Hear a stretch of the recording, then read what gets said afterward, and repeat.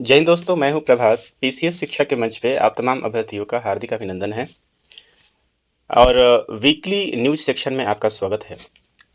आज हम लोग चर्चा करने वाले हैं वीकली न्यूज का। ये वीकली न्यूज सेगमेंट को हमने लास्ट वीक ही शुरू किया था और इसका पहला वीडियो ऑलरेडी हमने पब्लिश कर दिया है और आज ये दूसरा वीडियो है इस सेगमेंट के अंतर्गत। और आज हमने विभिन्न न्यूज पेपर से द हिंदू, पीआईबी, दैनिक जागरण, इन सारी चीज़ों से वैसे न्यूज को कंपाइल किया है जो अंतिम के वीक अर्थात 9 से 16 मार्च के बीच में हमारे परीक्षा के लिए काफ़ी ही उपयोगी है। मैं उम्मीद करता हूं कि इस करंट न्यूज से आप अपने करंट अफेयर्स को निश्चित तौर पे अपडेट कर पा रहे होंगे। और चलिए शुरू करते हैं अपने इस सेगमेंट को। यहाँ लगभग पूरे सप्ताह से हमने 19 से 20 न्यूज को लिया है जो कॉम्पिटिटिव व्यूज से काफ़ी इंपॉर्टेंट है। आइए चलते हैं, शुरू करते हैं अपने इस न्यूज को। चलिए, सबसे पहला जो इम्पोर्टेंट न्यूज आ रहा है वो है साहित्य अकादमी अवार्ड से। अत्यंत ही इम्पोर्टेंट ये न्यूज है। आप देख पा रहे हैं द हिंदू से ये कटिंग लिया गया है। द हिंदू का ये न्यूज है और लगभग इस न्यूज को सभी ने कवर किया है। यहाँ कहा गया है Gagan Gill and Easterine Kire among 23 who received Sahitya Akademi award. तो देख पा रहे हैं, यहाँ पिक्चर में देख रहे हैं कि साहित्य अकादमी अवार्ड 2024 की घोषणा हो चुकी है और इसके अंतर्गत आप देखेंगे कि 23 जो अवार्ड हैं वो दिए गए हैं। ये जो पिक्चर आप देख रहे हैं ये आप गगन गिल को सामने देख रहे हैं और यहाँ जो आप देख रहे हैं वो ईस्टर्न कीर को आप देख रहे हैं। आइए चलते हैं न्यूज के बारे में समझते हैं कि क्या ये पूरी खबर है। तो आप देख पा रहे हैं ये है साहित्य अकादमी अवार्ड और इस बार जो 2024 के लिए साहित्य अकादमी अवार्ड घोषित किया गया है, यहाँ पे 23 लोगों को अवार्ड दिया है। मैं आपको बता दूँ कि अनुसूची जो 8 है उसके अंतर्गत कुल मिला के 22 भाषाएँ प्लस इसमें राजस्थानी और अंग्रेजी, इंग्लिश, इन दोनों को शामिल नहीं किया जाता है, तो इसके लिए भी ये न्यू अवार्ड दिया जाता है।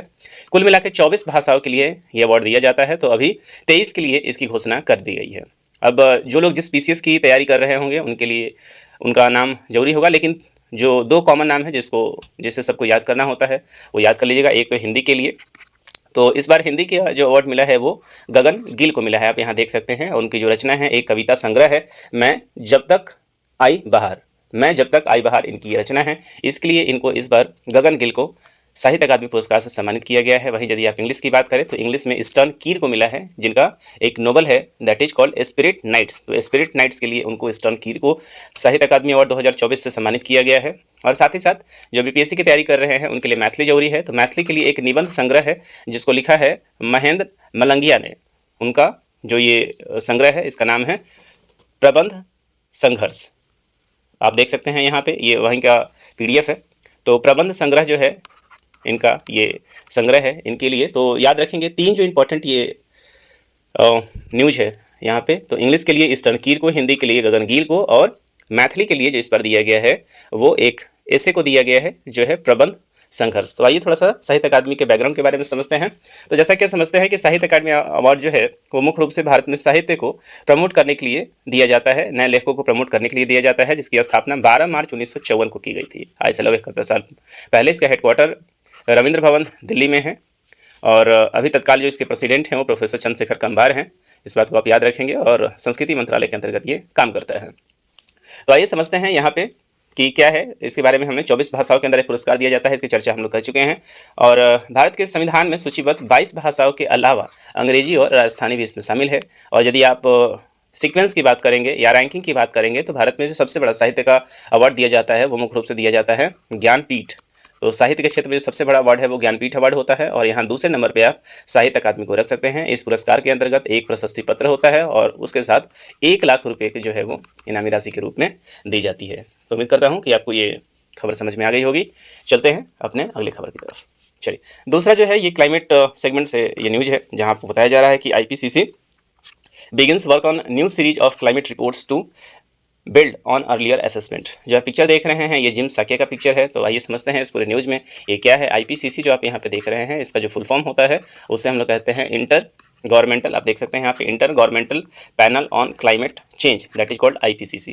तो एक ऐसी बॉडी है जो मुख्य रूप से क्लाइमेट चेंज का एक तरीके से बजट बनाती है। मतलब इसके पहले क्लाइमेट चेंज के रिस्पेक्ट में हमें क्या करना चाहिए, क्या ज़रूरत है, तो ये पूरी दुनिया को उसके ऊपर अपना सुझाव देती है जिसे पूरी दुनिया मानती है और इसे लेकर आगे बढ़ती है। तो अभी तक 6 असेसमेंट जो है ये क्लाइमेट चेंज दे चुकी है और अभी 7वें के लिए कुल मिला के 7th असेसमेंट रिपोर्ट के लिए ये कमेटी बैठ चुकी है। इसके बारे में ये पूरी की पूरी खबर है। क्लाइमेट चेंज से संबंधित सारे मुद्दों के लिए काफ़ी इंपॉर्टेंट है। ये समझते हैं क्या है। तो जलवायु परिवर्तन पर अंतर सरकारी panel that is inter governmental panel on climate change ने अपनी 7वीं मूल्यांकन रिपोर्ट पे काम शुरू कर दिया गया है और यह पूरी की पूरी रिपोर्ट जो है वो 2027 के अंत तक लगभग तैयार हो जाएगी। अभी जो चल रहा है वो छठा मूल्यांकन रिपोर्ट चल रहा है, जिसे 2015 से 2023 के लिए बनाया गया था और इसके अंतर्गत जो 3 ग्रुप रिपोर्ट है, जिसको हम लोग सिंथेसिस रिपोर्ट कहते हैं, ये अभी काम कर रहा है। तो आप समझिए कि आईपीसीसी है क्या। तो आईपीसीसी एक inter governmental panel on climate change है। मतलब ये पूरे का एक पूरा पैनल है जो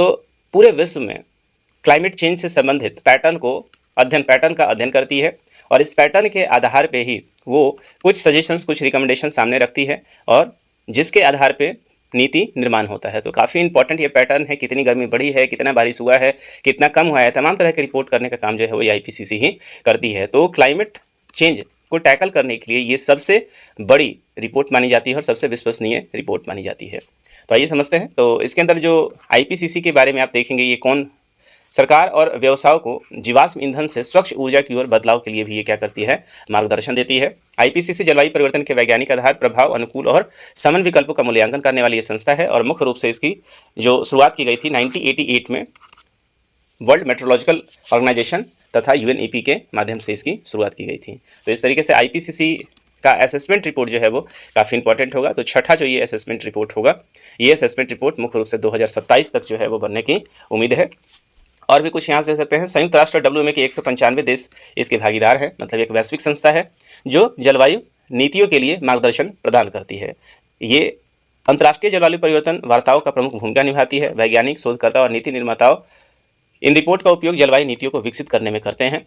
दूसरा चीज़, अच्छा एक और बात आपको जानना चाहिए कि आईपीसीसी स्वयं कोई शोध नहीं करता। ये आपसे स्टेटमेंट के रूप में पूछा जा सकता है। तो आईपीसीसी विभिन्न रिपोर्टों का मूल्यांकन करती है, इस बात को आप ध्यान रखेंगे। ये अपने तरफ से, इसके पास कोई ऐसी एजेंसी नहीं है जो शोध करती है इस मामले में, ये अपनी दूसरे एजेंसी से शोध करवाती है, इस बात को याद रखेंगे।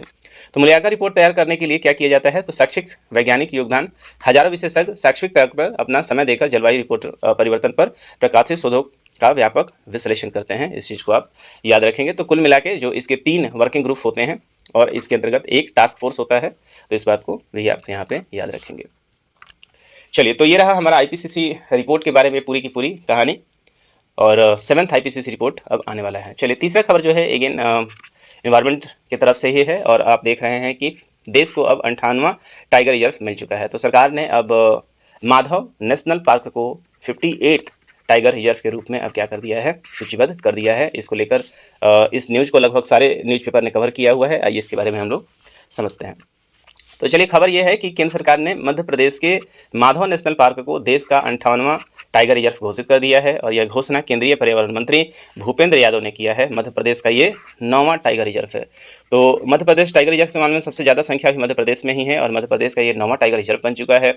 माधव टाइगर रिजर्व की वर्तमान स्थिति को आप देखेंगे तो ये मध्य प्रदेश के ही शिवपुरी जिले के चंबल क्षेत्र में से आता है ये। और यहाँ पे शुरुआती दौर में यहाँ पे जब आप देखेंगे कि चीता पुनर्वास जब चल रहा था तो उस दौरान आप देखेंगे कि पहले 3 बाघों को छोड़ा गया था और अब यहाँ पे क्या हो गया है, 2 बाघ और हो गए हैं। तो कुल मिला के आज यहाँ पे कितने हैं, 5 बाघों की संख्या है, इस बात को याद रखेंगे। और इसके अंतर्गत 2 शावक भी अभी उपलब्ध है। 2023 में बाघ पुनर्स्थापना परियोजना के तहत यहाँ पे 3 बाघ और 2 मादा इसमें सम्मिलित है, इनको यहाँ पे लाया गया था।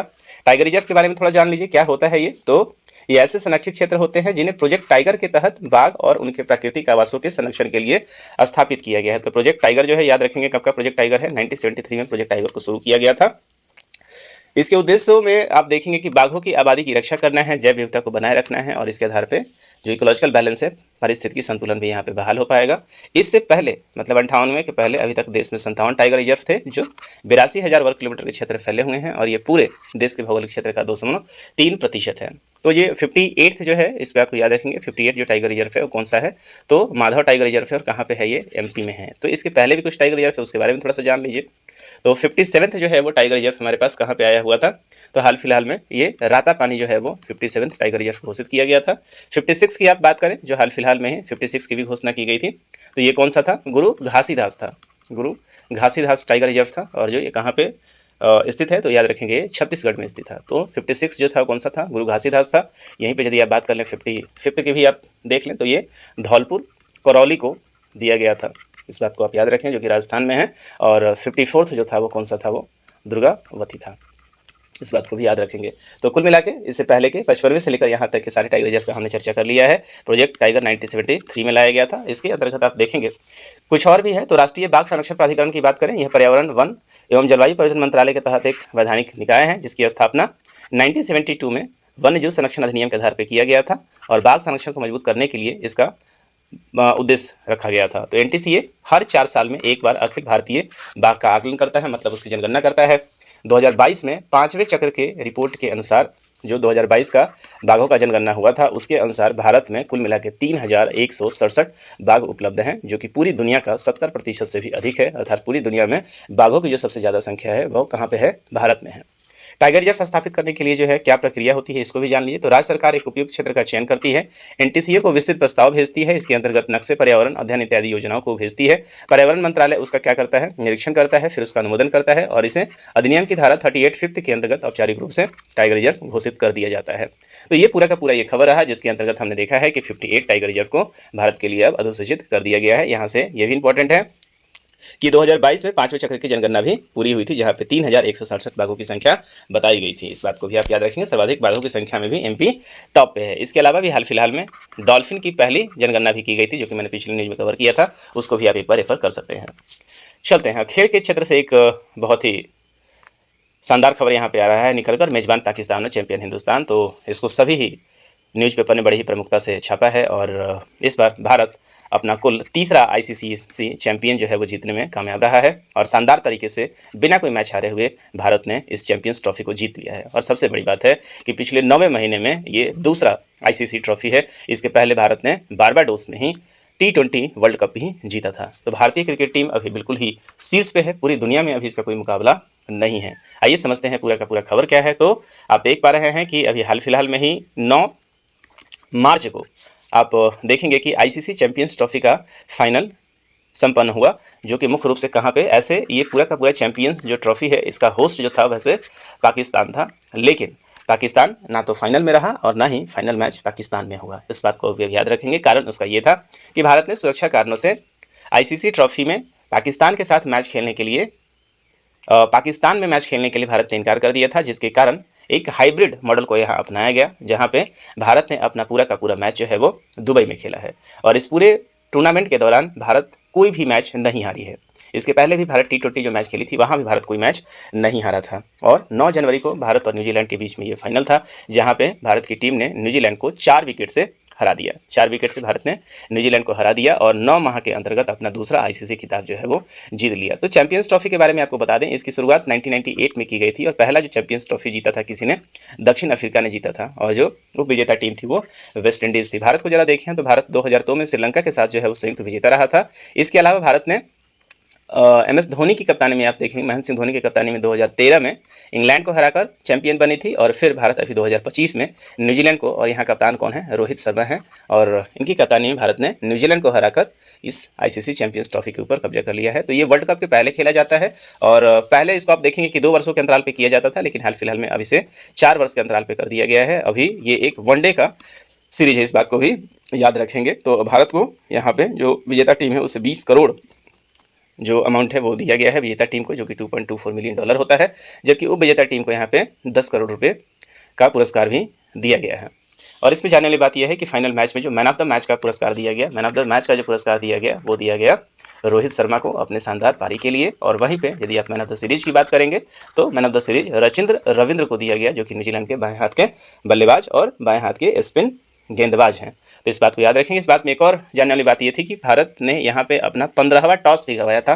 मतलब पूरे टूर्नामेंट के दौरान भारत अभी तक, इससे पहले भी कप्तान रोहित शर्मा कोई भी टॉस नहीं जीत पाए हैं, बावजूद उसके भारत लगातार मैच जीती रहती है। तो क्रिकेट फैंस के लिए और पूरे देश के लिए एक गौरवशाली ये क्षण रहा, जहाँ पे भारत ने एक बार फिर से आईसीसी का दूसरा ट्रॉफी जीत लिया है। और इसके पहले भी भारत लगातार अच्छा प्रदर्शन करता आ रहा है। आपको बता दें कि 2023 के फाइनल में ऑस्ट्रेलिया से भारत हारी थी, वहीं वर्ल्ड टेस्ट चैंपियनशिप में भी भारत जो है वो ऑस्ट्रेलिया से हारी थी। तो लगातार आईसीसी चैंपियंस ट्रॉफी में बहुत ही शानदार प्रदर्शन करती आ रही है और रोहित शर्मा के कप्तानी में अभी तक भारत केवल अपने लगभग 34 मैच में से केवल 1 मैच ही हारी है। तो इस बात को भी आप याद रखेंगे।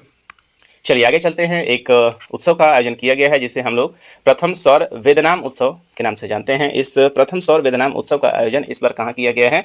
तो बिहार में किया गया है। और बिहार में भी कहाँ किया गया है? तो ये पूर्वी चंपारण में किया गया है। चंपारण जिसका जो हेडक्वार्टर है वो कहाँ पे है?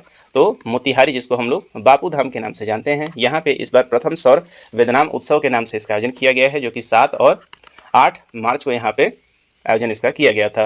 और इसका जो प्रमुख उद्देश्य था, यहाँ पे सेना की प्रमुख टुकड़ी, इसमें इंडियन आर्मी थी, इंडियन एयरफोर्स यहाँ पे थी। ये अपने सारे इक्विपमेंट को लेकर यहाँ पे पहुंची हुई थी और उन्होंने एक यहाँ पे प्रदर्शन जो है वो दिखाया है। इसके अंतर्गत जैसे पैराशूट ड्रॉपिंग हो गया, पैरासेलिंग हो गया, एयरक्राफ्ट के फ्लाई पास्ट हो गए, इन सारी चीज़ों को यहाँ पे दिखाया गया था, जिसका मुख्य उद्देश्य था बिहार के युवाओं में सेना के प्रति जो है वो उत्साह भरना, ताकि अधिक से अधिक संख्या में अपने सेना के बारे में देश जाने, अपना राज्य जाने, और साथ ही साथ सेना के प्रति जो है वो लोगों का रुझान भी बढ़े। तो इस उत्सव का उद्देश्य भारतीय सशस्त्र बलों की सैन्य शक्ति का प्रदर्शन करना और युवाओं को रक्षा बलों में शामिल होने के लिए प्रेरित करना था। तो एक तरीके से आप देखेंगे कि ये एक प्रमोशन स्कीम था पूरी तरीके से मिलिट्री फोर्सेज के द्वारा। और इसका आयोजन 7 से 8 मार्च 2025 को बिहार के पूर्वी चंपारण अर्थात महात्मा गांधी के धरती से किया गया था। ये वही पूर्वी चंपारण है जहाँ पे महात्मा गांधी 1917 में पहुँचे हुए थे। और यहीं अगला जो यहाँ पे वेस्ट चंपारण है, यहाँ से इन्होंने नील वाले क्षेत्र में अपना आंदोलन शुरू किया था। तो उस समय ये ईस्ट और वेस्ट में बटा नहीं था, ये चंपारण ही था। और यहीं से महात्मा गांधी को प्रसिद्धि मिली थी और यहीं से महात्मा गांधी जो एक राष्ट्रीय नेता के रूप में भी ये उभरे थे। तो इस बात को भी आप याद रखेंगे। चलिए आगे चलते हैं। सिप्री की रिपोर्ट जो है वो 2024 ने सिप्री ने अपना रिपोर्ट जारी कर दिया है। तो सिप्री जो है वो स्टॉकहोम मतलब स्वीडन की एक शोध कंपनी है, जो मुख्य रूप से पूरी दुनिया में हथियारों के लेन देन को लेकर अपना लगातार रिपोर्ट प्रकाशित करती रहती है। और इसी के संदर्भ में 2020 से 2024 के लिए सिप्री ने अपनी रिपोर्ट को अब इस बार प्रस्तुत कर दिया है। आइए देखते हैं इस पूरे रिपोर्ट में क्या बताया गया है। तो सिप्री रिपोर्ट ने ये कहा है कि 2020-24 के बीच में यूक्रेन जो है वो सबसे बड़ा इंपोर्टर के रूप में उभरा है। सबसे बड़ा आयातक जो देश है वो कौन बड़ा है? तो वो यूक्रेन बना है। 2020 और 2024 के बीच में यहाँ जो इंपोर्ट है 2015 और 19 की तुलना में 100 गुना बढ़ा है। और बढ़ा है इसका स्पष्ट है कि यूक्रेन में, आपको पता है कि यूक्रेन अभी युद्धग्रस्त देश है, जो कि रूसिया के साथ अभी युद्ध लड़ रहा है। तो निश्चित रूप से वहाँ पे हथियार का सप्लाई जो होना है वो लाजमी है। और यूक्रेन पिछले लगभग 3 सालों से यहाँ पे युद्ध के क्षेत्र में रसिया के साथ जो है वो लगातार युद्ध से ग्रसित है। और यहाँ पे आप देखेंगे कि दूसरे नंबर पे जो है वो सबसे बड़ा इंपोर्टर जो रहा है वो भारत रहा है। तो इससे पहले जो सबसे बड़ा इंपोर्टर रहता था वो भारत रहता था, लेकिन इस बार भारत जो है वो दूसरे नंबर पे है। कारण उसका ये है कि यूक्रेन युद्ध में है, जिसके कारण इसे अधिक हथियार की आवश्यकता है।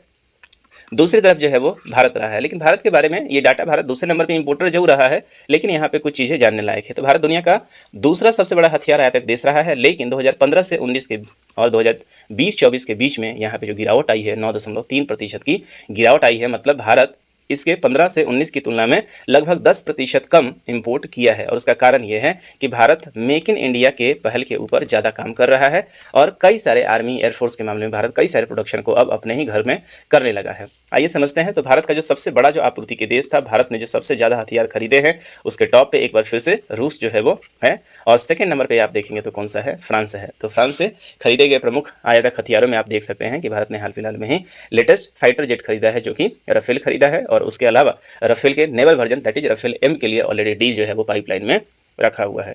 इसके अलावा भारत ने फ्रांस के साथ स्कॉर्पियन की भी डील की हुई है, सबमरीन की भी डील की हुई है। और रूस के साथ जो इस बार सबसे बड़े डील में रहा वो S-400 जो है वो डील में रहा था। अब आप देखेंगे भारत का रूस से जो है लगातार आयात में भी गिरावट हो रहा है, लेकिन भारत ने यहाँ पे फ्रांस के साथ जो है वो यहाँ पे आयात में बढ़ोतरी की है। तो रूस अभी भी आप देखेंगे कि भारत के कुल हथियार का 36% हिस्सा जो है वो इंपोर्ट कर रहा है, जबकि 2015 से 19 के बीच में ये जो था 55% था। तो रूस के साथ भी आप देखेंगे भारत में अब लगभग 19% का गिरावट हो चुका है। और वहीं 2010 से 14 के अंतर्गत ये 72% था। तो एक बहुत बड़े ग्राफ को दिखाता है। आप देखेंगे 10 से 14 के अंतर्गत 72% हम लोग खरीदते थे, 15 से 19 में ये 55% हो गया है, और 2020-24 में अब ये संख्या जो है ये प्रतिशत घटकर अब 36% ही रह गया है। और हमें उम्मीद है कि 2020-24 के बाद जब 24-28 का ये रिपोर्ट आएगा तो ये लगभग 20 से 25% के बीच में सीमित हो जाएगा। ऐसा इसलिए नहीं हो रहा है कि भारत अब रूस के बीच में संबंध खराब हुए हैं, ऐसा इसलिए हो रहा है कि भारत मेक इन इंडिया पहल के अंतर्गत लगातार डिफेंस के क्षेत्र में काम कर रही है और पूरी दुनिया को भारत में यहाँ बुला रही है। तो भारत अब धीरे धीरे सेल्फ रिलायंस के देश में जो है वो आगे बढ़ रहा है। दूसरी तरफ हम बात करें कि चीन के हथियार जो कि चीन निर्यात करता था, 90 से 94 के बाद पहले बार ऐसा हुआ है कि ये टॉप 10 एक्सपोर्टर की सूची से बाहर हो गया है। इस बात को भी आप याद रखेंगे। इसका मतलब ये है, और चाइना जो सबसे ज़्यादा अपना आइटम एक्सपोर्ट करता है वो किसे एक्सपोर्ट करता है, तो पाकिस्तान को एक्सपोर्ट करता है। इस बात को भी आप याद रखेंगे। पाकिस्तान का जो, वहीं दूसरी तरफ आप देखेंगे भारत का एक्सपोर्ट जो है वो घट रहा है, वहीं चाइना का एक्सपोर्ट, वहीं पाकिस्तान का एक्सपोर्ट जो है वो 61% जो है वो बढ़ चुका है। तो आप देखेंगे कि सबसे बड़े एक्सपोर्टर के रूप में यदि आप टॉप 5 की बात करेंगे तो पहले नंबर पे यूक्रेन रहा है, दूसरे नंबर पे भारत रहा है, तीसरे नंबर पे जो है वो अब कतर रहा है जो कि पहले सऊदी अरब हुआ करता था, चौथे नंबर पे सऊदी अरब है और पांचवें नंबर पे जो है कौन रहा है, पाकिस्तान रहा है। इस बात को भी याद रखेंगे आप। चलिए, तो Ukraine arms imports were up nearly 100 times in 2020 and 24 compared to the 2015-19, making it world's largest importer of major arms। इस बात को भी आप याद रखेंगे। तो सिप्री की रिपोर्ट जो है वो काफ़ी इंपॉर्टेंट है। चलते हैं अगले खबरों की तरफ। इंटरनेशनल कनाडा से ये खबर आ रही है और कनाडा से आपको पता है कि कनाडा में बड़े लंबे समय से यहाँ के प्रधानमंत्री को लेकर कई सारे विवाद चल रहे थे, जो कि जस्टिन ट्रूडो थे यहाँ पे। तो जस्टिन ट्रूडो के राज्यकाल में भारत के साथ जो है इनके संबंध काफ़ी ज़्यादा खराब हो चुके थे और स्थिति यहाँ तक लगातार बिगड़ती जा रही थी और ये कयास भी लगाया जा रहा था कि जस्टिन ट्रूडो अपने राजनीतिक विफलता को छुपाने के लिए भारत वाले मुद्दे को लगातार हाईलाइट कर रहे थे, जिसमें खालिस्तानी का मुद्दा जो है वो सबसे प्रमुख था। तो अब वो समय आ गया है, यहाँ पे जस्टिन ट्रूडो को अंततः जो है वो इस्तीफा दे देना पड़ा है। इस बात को भी आप याद रखेंगे। तो अब जो नए प्रधानमंत्री के रूप में यहाँ पे चुने गए हैं उनका नाम है मार्क कैरी। इस बात को याद रखेंगे आप यहाँ पे।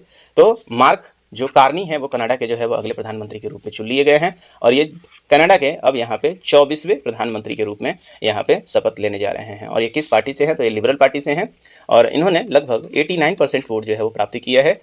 जो मार्क कार्नी है ये कनाडा के पूर्व सेंट्रल बैंकर भी रहे हैं। जिस तरीके से हमारे यहाँ आरबीआई के गवर्नर होते हैं उस तरीके से कनाडा के जो सेंट्रल बैंक है ये इसके गवर्नर रह चुके हैं। वे मौजूदा प्रधानमंत्री जस्टिन ट्रूडो का स्थान ले लेंगे और जस्टिन ट्रूडो ने जनवरी 2025 में जो है वो इस्तीफा की घोषणा कर दी थी। और यहाँ से एक और न्यूज आया हुआ है, इस बात को भी देखें। तो इन्होंने कनाडा में जो है वो मार्क कार्नी ने जो अपने कैबिनेट की घोषणा की है, इनके कुल कैबिनेट में 37 मेंबर हैं। और सबसे बड़ी बात यह है कि एक तरफ आपने देखा कि जहाँ भारत के साथ इनका विवाद चल रहा था, वहीं दूसरी तरफ आप देखिए कि जब मार्क कार्नी का सरकार बना है तो यहाँ पे 2 भारतीय जो हैं इस पूरे छोटे से, यहाँ पे आप देखेंगे कि इनके जो छोटा मंत्रिमंडल है उसके अंतर्गत 2 भारतीयों ने भी कार्य संभाला है। यहाँ पे आप देख सकते हैं अनीता आनंद जो हैं और दूसरा जो है वो कमल खेड़ा है। तो जो अनीता आनंद है वो बेसिकली उद्योग मंत्री बनी है और ये नवाचार की मंत्री बनी है और वहीं आप देखेंगे जो कमल खेड़ा जो हैं वो भी भारतीय मूल की हैं और वो कहाँ क्या बनी है, तो वो स्वास्थ्य मंत्री बनी है। इस बात को आप याद रखेंगे। देखिए यहाँ पे 58 वर्षीय आनंद जो है नवाचार विज्ञान और उद्योग मंत्री बनी है, जबकि 36 वर्षीय खेड़ा जो है वो स्वास्थ्य मंत्री बने हैं। आनंद का जन्म कहाँ हुआ था, नोवा स्कोटिया में हुआ है और पहली बार 2019 में ये संसद के रूप में चुनी गई थी। और ये खेड़ा जो आप देख रहे हैं, ये खेड़ा मुख्य रूप से दिल्ली की रहने वाली हैं। दिल्ली जो है इनका मूल निवास था। तो आप देख रहे हैं और उम्मीद करते हैं कि भारत के साथ अब इनके सामने कई सारे चैलेंज है। एक तो भारत के मुद्दे को लेकर भी कई सारे चैलेंजेस हैं, क्योंकि भारत के साथ आनाकानी चल रही थी, खालिस्तान वाले मुद्दे को ये कैसे डील करते हैं। दूसरा यहाँ पे है अभी हाल फिलहाल में जो इनके क्षेत्र से, इन्हें किस जो सह क्षेत्र में यूएसए है और यूएसए के जो नए राष्ट्रपति बने हैं डोनाल्ड ट्रंप, उनके बयानबाजी को ये कैसे करते हैं, इनके टैरिफ वाले जो वार है उसको ये कैसे सहन करते हैं, उसका जवाब कैसे देते हैं। दूसरा चीज़ ये है कि लगातार जो है वो अभी जिस तरीके से डोनाल्ड ट्रंप जो है वो लगातार बयानबाजी कर रहे हैं कि आप जो यूएसए का है 51st जो है वो प्रांत बन जाइए। तो इस तरह के चैलेंजेस इनके सामने हैं और अभी कनाडा की जो कुल मिला की इकोनॉमी भी है बहुत अच्छी नहीं है। तो ये देखने वाली बात होगी कि नए प्रधानमंत्री जो कि 24वें प्रधानमंत्री बने हैं मार्क कार्नी, वो कैसे इन सारे सिचुएशंस को देखते हैं और टैकल करते हैं। चलिए अपने अगले न्यूज़ की तरफ चलते हैं। भारत को पहली हाइड्रोजन ट्रेन की भेंट जल्दी ही मिल जाएगी और 31 मार्च को भारत का जो है पहला हाइड्रोजन टेस्ट जो हाइड्रोजन ट्रेन है उसका ट्रायल किया जा रहा है और ये जिंद और सोनीपत मार्ग पर ये ट्रायल किया जा रहा है। तो मिशन जो हाइड्रोजन है, ग्रीन हाइड्रोजन है, उसके अंतर्गत इसे लाया जा रहा है। हाइड्रोजन ट्रेन का जो विशेषता है वो पर्यावरण के काफ़ी अनुकूल होती हैं। साथ ही साथ हाइड्रोजन ईंधन सेल का इसमें उपयोग किया जाता है और एक ग्रीन एनर्जी के लिए सबसे बड़ा स्रोत यहाँ पे है। सबसे बड़ी बात यह है कि ये ट्रेन जो है वो केवल पानी और गर्मी जैसे उप उत्पाद उत्पन्न करती है। तो इसका जो बाई प्रोडक्ट होता है वो क्या निकलेगा, वो पानी बनता है। सबसे बड़ी बात यह है कि कार्बन उत्सर्जन इससे नहीं होता है, ध्वनि प्रदूषण में काफ़ी कमी आएगी। जो ट्रेन चलेगी इसकी अच्छी खासी स्पीड है, 110 kmph पे ये ट्रेन जो है वो रन करने वाली है और कुल जो यात्री क्षमता यहाँ पे होगी 2638 यहाँ पे अनुमान लगाया गया है। और इंजन जो इसके साथ लाया जा रहा है वो 1200 HP का इंजन इसके साथ लाया जा रहा है। यह दुनिया का सबसे अधिक क्षमता वाला हाइड्रोजन ट्रेन बनने जा रहा है। यदि यह ट्रायल सफल रहा और भारत में यदि इसका सफल आयोजन होता है तो इसमें कोई डाउट नहीं है कि भारत बहुत तेज़ी से अपने 2070 के कार्बन न्यूट्रल के लक्ष्य की तरफ आगे बढ़ेगा, क्योंकि जो ट्रेन है वो सबसे ज़्यादा यहाँ पे कार्बन उत्सर्जन करने में अपना योगदान देती है। और इसके साथ साथ आप देखेंगे सोलर एनर्जी भारत कर रही है। तो हाइड्रोजन ट्रेन जो है वो एक उपयुक्त है और हाइड्रोजन का आपको पता है कि भविष्य की ऊर्जा भी कही जाती है। तो याद रखेंगे 31 मार्च को इसका जो है वो ट्रायल है। आगे चलते हैं, यहाँ पे एक बार और पर्यावरण से है और यहाँ पे वेटलैंड के फील्ड से ये न्यूज आ रहा है। तो जयश्री वेंकटेशन को रामसर पुरस्कार से सम्मानित किया गया है। ये पहली बार ऐसा हुआ है जो किसी महिला जो है वो महिला, आप देखेंगे कि पर्यावरणविद को रामसर पुरस्कार के लिए चुना गया है और ये भारतीय हैं। हाल ही में डॉक्टर जयश्री वेंकटेशन को वेटलैंड वाइज यूज श्रेणी में प्रतिष्ठित रामसर पुरस्कार के लिए चुना गया है और यह पुरस्कार जीतने वाली भारत की पहली महिला बनी है। ये मोस्ट इंपॉर्टेंट है और आपके एग्जामिनेशन में हिस्सा बनने का चांसेस बहुत ही ज़्यादा है। इनको आर्द्रभूमि की दुनिया में महिला परिवर्तनकर्ता के रूप में 12 महिलाओं में शामिल किया गया है और इस सूची की घोषणा रामसर सचिवालय में किया गया है जो कि ग्लैंड स्विट्जरलैंड में स्थित है। इस बात को आप याद रखेंगे। और इनका जो मुख्य रूप से इन्हें जो संस्थापक है वो केयर एंड ट्रस्ट जो है, केयर अर्थ ट्रस्ट की जो है वो संस्थापक हैं, जिसे वर्ष 2000 में चेन्नई तमिलनाडु में स्थापित किया गया था। तो आपको याद कर दें कि रामसर जो जगह है वो ईरान में स्थित है और वहाँ पे एक कन्वेंशन 2 फरवरी 1971 को किया गया था। 1975 से ये काम कर रहा है और भारत इसके संस्थापक देशों में है। भारत 1975 से ही इसके जो है वो मेंबर के रूप में काम कर रहा है। और अभी भारत में यदि आप देखेंगे तो सबसे रामसर साइट्स के नाम पे देखेंगे तो भारत में कुल मिला के जो है 89 रामसर साइट्स हैं। और वहीं हाल फिलहाल में आप देखेंगे कि रामसर सिटी को लेकर भी घोषणा आई गई थी, जिसमें 2 रामसर सिटी के रूप में घोषणा किया गया था। जिसमें कौन सा था, तो एक हमारा कौन सा था, झीलों का नगर जो है वो उदयपुर था और दूसरा जो है यहाँ पे इंदौर को शामिल किया गया था। तो भारत में अभी 89 जो है वो क्या है आपके पास रामसर साइट है और 2 जो है वो रामसर सिटी के रूप में भी डिनोट किया गया है। और जयश्री वेंकटेशन को रामसर पुरस्कार के लिए सम्मानित किया गया है। इस बात को भी आप याद रखेंगे। चलिए आगे चलते हैं अगले न्यूज़ की तरफ। और ये रहे पूरे भारत में जो है देखिए जो 89 रामसर साइट्स हैं उसका पूरा मैप देख सकते हैं। टाइम मिले आपको तो आप इस पर देख सकते हैं। चलिए आगे देखते हैं। आईफा अवार्ड की घोषणा कर दी गई है और आईफा अवार्ड 2025 की घोषणा इस बार की है। 8 से 9 मार्च को जयपुर में ये 25वां आईफा अवार्ड जो है वो इंटरनेशनल फिल्म फेयर का जो है वो इंटरनेशनल इंडियन फिल्म अकादमी का ये जो है पुरस्कार का घोषणा कर दिया गया है 2025 का। और साल के शुरुआत में ही आपको पता है कि इसकी घोषणा की जाती है और इस पर जो इसका आयोजन है वो जयपुर में किया गया था। इसमें देखेंगे कि सर्वश्रेष्ठ जो फिल्म है, जो बेस्ट फिल्म का अवार्ड दिया गया है वो लापता लेडीज को दिया गया है। इस बात को याद रखेंगे, लापता लेडीज जो है उसको दिया गया है, जिसकी डायरेक्टर जो थी वो किरण राव थी। तो किरण राव को पता है कि ये प्रसिद्ध एक्टर जो है आमिर खान की वाइफ हैं और इनको जो है वो सर्वश्रेष्ठ निर्देशक का पुरस्कार दिया गया है। वहीं पे बेस्ट एक्टर की बात करें तो कार्तिक आर्यन को दिया गया है, जो कि भूल भुलैया 3 के लिए दिया गया है। और एक्ट्रेस की बात करेंगे तो नीतांशी गोयल को दिया गया है, जो कि लापता लेडीज में ही जो है वो एक्ट्रेस का रोल कर रही थी। वहीं विलन के रूप में जो है सबसे बेस्ट अवार्ड जो दिया गया है वो राघव जुएल को दिया गया है फिल्म कील के लिए। इस बात को याद रखेंगे। बाकी इतना काफ़ी है। सहायक भूमिका में जो है वो बेस्ट सपोर्टिंग एक्टर के रूप में जो भोजपुरी स्टार हैं रवि किशन को रखा गया है, जहाँ आप रवि किशन को भी आप देख सकते हैं। चलिए, तो इससे ज़्यादा जाने की आवश्यकता नहीं है। चलिए आगे देखते हैं। बहुत इंपॉर्टेंट खबर है ये, मुख्य रूप से जो है वो आपके एग्जामिनेशन के एक बार फिर से हिस्सा बनेगा। तो PM Modi receives the Mauritius highest award.